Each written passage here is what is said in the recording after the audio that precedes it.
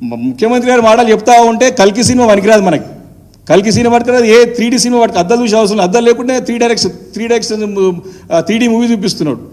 New York city చేసేస్తా అంటాడు, మహేశ్వరంలో పోయి న్యూయార్క్ సిటీ చేసేస్తాడు. న్యూయార్క్ సిటీ 200 సంవత్సరాలు పట్టింది కట్టనికి.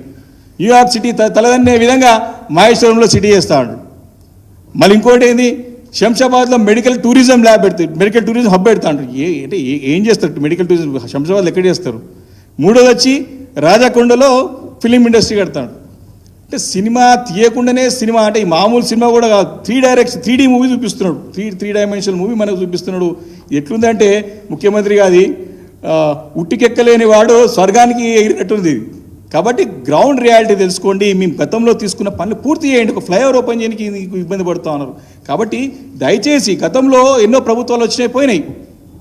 గతంలో చంద్రబాబు నాయుడు గారు ముఖ్యమంత్రి ఉన్నప్పుడు ఒక కాన్సెప్ట్తో వచ్చినారు. తర్వాత రాజశేఖర రెడ్డి గారు కొన్ని కంటిన్యూ చేశారు. తర్వాత మేము వచ్చి ఇంకా నెక్స్ట్ లెవెల్ తీసుకుపోయినాం, హయ్యర్ లెవెల్ తీసుకుపోయినాం. దాన్ని టాప్ సిటీగా బ్రాండ్ ఇమేజ్ తీసుకొచ్చినాం. పెట్టుబడులకి ఒక స్వర్గధామంగా తయారు చేసాం హైదరాబాద్ నగరాన్ని. మీరు నెక్స్ట్ లెవెల్ తీసుకోండి. మరి ప్రజలు హర్షిస్తారు తప్ప ఎంతసేపు మార్పు ఆనవాళ్ళు ఉండొద్దు. ఇది మంచి పద్ధతి కాదు, మంచి పరిణామం కాదు. ప్రజాస్వామ్యంలో this is not a good practice.